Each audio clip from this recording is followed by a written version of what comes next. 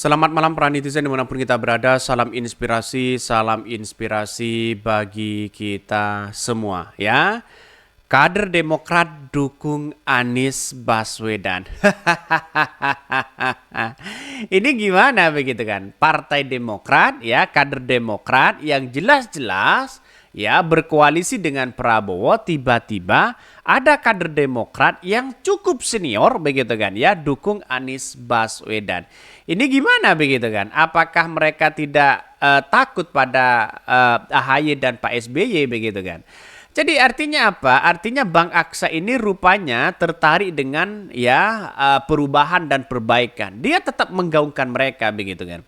Justru hal-hal seperti itu kalau menurut saya pribadi ya AHY dan Partai Demokrat jangan halangi Bang Aksa. Karena apa? Ketika AHY ya terus kemudian memberikan larangan kepada kader-kader mereka, simpatisan mereka yang tentu kita harus memikirkan survei-survei yang 4% justru memberikan kebebasan kepada siapapun di situ begitu kan. Justru ini menjadi pertanda bahwa yang dibawa itu sangat solid ya, untuk satu sisi mendukung Anies Baswedan, satu sisi fokus kepada caleg begitu kan. Kalau sangat disayangkan kalau Partai Demokrat nanti tidak lolos kan gimana begitu. Coba bayangkan di situ. Jadi artinya apa? Artinya jangan memberikan larangan para caleg-caleg yang dibawa untuk dukung si A si B begitu kan. Mungkin dengan cara yang berbeda. Karena bisa saja dengan cara berbeda itu bisa terpilih untuk menjadi caleg begitu kan. Percuma kalau tidak masuk Senayan begitu kan. Aspirasi rakyatnya di situ gimana begitu.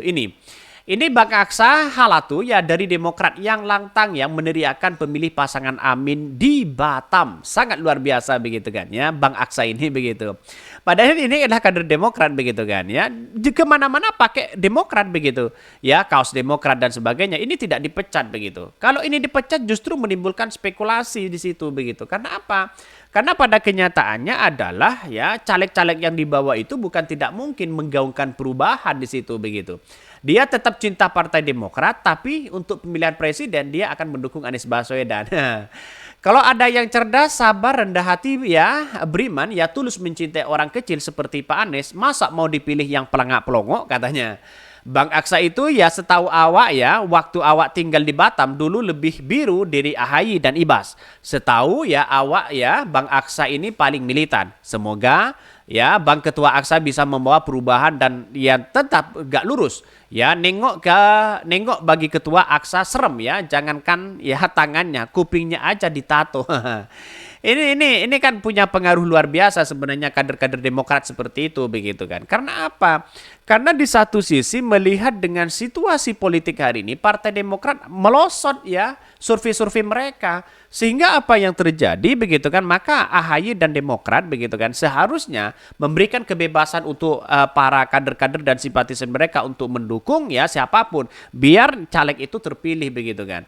Tapi pada kenyataannya lihat saja banyak yang kemudian mulai dari simpatisan Cut Ajeng dan kemudian kader Demokrat yang kalau kalah debat itu diblokir akunnya begitu kan ya. Itu bang siapa itu caleg itu begitu kan. Itu kan sudah jelas mereka nyerang Anies Baswedan terus, nyerang lawan-lawan mereka. Ya justru caleg-caleg itu tidak seharusnya seperti itu. Karena sekarang itu musimnya media sosial begitu kan. Sehingga media sosial itu sudah menunjukkan ya semua orang ya barbar di situ begitu. Apa yang terjadi kalau sudah barbar? Ya dampak tidak mungkin satu sisi tidak dipilih. Ya dampaknya seperti itu begitu. Karena pemilih sekarang itu lebih rasionalitas begitu kan. Tidak mungkin bisa mengandalkan uang. Uang itu banyak di situ begitu kan ya. Bahkan ya mari kita kembali ke Anies ya. Anies masih yang terbaik dari dua kandidat lainnya. Yang waras pasti dukung Anies Baswedan. Ini pembina partai yang salah ya mengkader atau kader yang salah memilih partai. Susah sih begitu ya, cepat hati Demokrat kalau konsisten Demokrat dukung Anies dari awal yang membludak ya. Ini tanggapan Hasbil ya. Ini si Hasbil begitu. Yang sering Hasbil terus Cut Ajeng yang sering memblokir kalau kalah debat di situ begitu kan. Padahal dia ngotot sekali begitu kan ya. Ngotot sekali bagaimana Partai Demokrat ini, Partai Demokrat itu. Jualannya hanya satu, Jokowi. Ini gimana begitu kan? Kritik Jokowi begitu kan ya 2014 2019 dikritik terus, tapi pada sekarangnya disanjung begitu. Ada apa begitu kan?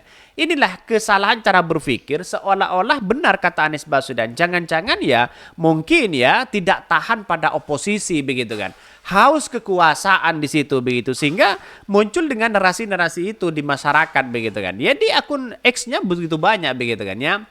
Ya, penyakit Demokrat itu galau katanya. Kan sudah dibilang, suara arus bawah Demokrat mayoritas ke 01 di daerah saya. Calon anggota Dewan dari Demokrat ya nggak ada yang pakai foto Capres 02. Kemungkinan karena takut nggak dipilih dan baliho pun ya slogannya perubahan. Nggak sinkron kan 02 melanjutkan. Wah, wow. Iya, yang di bawah itu saya pernah melihat begitu Partai Demokrat memperjuangkan perubahan dan perbaikan. Ini gimana logikanya begitu? Jadi bagus sih sebenarnya memperjuangkan perubahan dan perbaikan di situ karena pada kenyataannya begitu kan. Jangan sampai ya terkecoh dengan Pilpres ini begitu kan.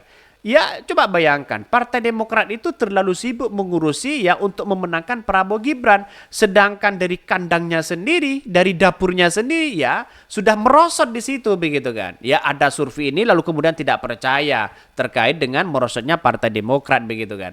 Tapi kalau menaikkan kenaikan elektabilitas di survei Prabowo, kenapa kok masih percaya? Dan itu menjadi pertanyaan penting bagi kita begitu kan.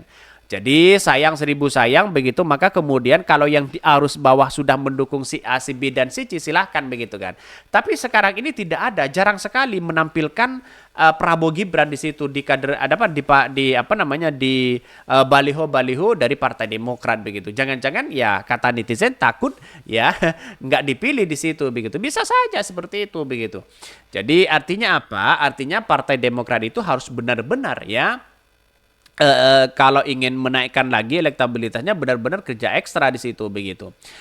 Bahkan ya ini si Ajeng Cut ini gimana katanya langsung minum ya amplodipin 10 gram katanya.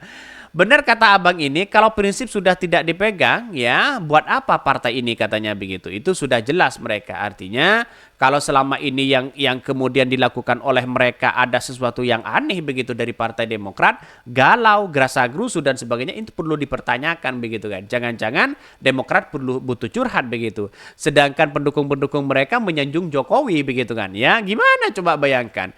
Tidak masuk dalam koalisi pemerintahan menyanjung Jokowi. Menyanjung. Jualannya jualan Jokowi begitu.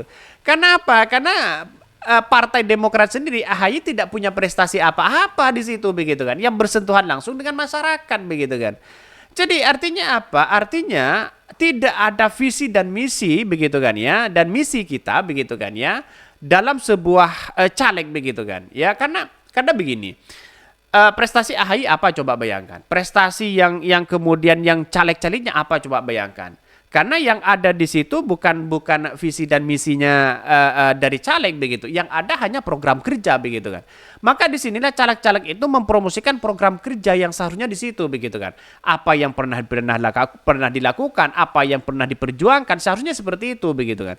Karena yang bersentuhan langsung di situ tidak ada begitu kan. Ya, ini yang mesti dilakukan di situ bagaimana AHY bisa benar-benar memberikan kebebasan kepada anak buahnya begitu kan, kepada kader-kadernya memilih siapapun, terserah begitu kan untuk menaikkan elektabilitas ini. Karena saya pribadi ya simpati betul kepada Demokrat ketika mereka mengkritik habis-habisan ya Jokowi, vote estate dan sebagainya karena memang benar-benar tahan menjadi oposisi begitu. Tapi setelah keluar dari koalisi Anies Baswedan saya kok begini ya cara-cara pandang AHY begitu kan. Seharusnya kan kader AHY membutuhkan waktu yang lama di situ.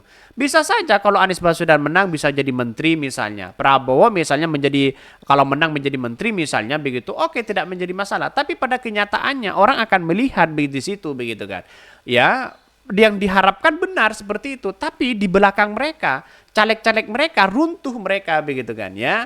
Oke, mungkin itu yang kami sampaikan ya. Tonton terus channel Hot dari Podcast Rakyat ini karena ada berita-berita menarik dan viral setiap harinya. Salam para netizen, salam inspirasi bagi kita semua.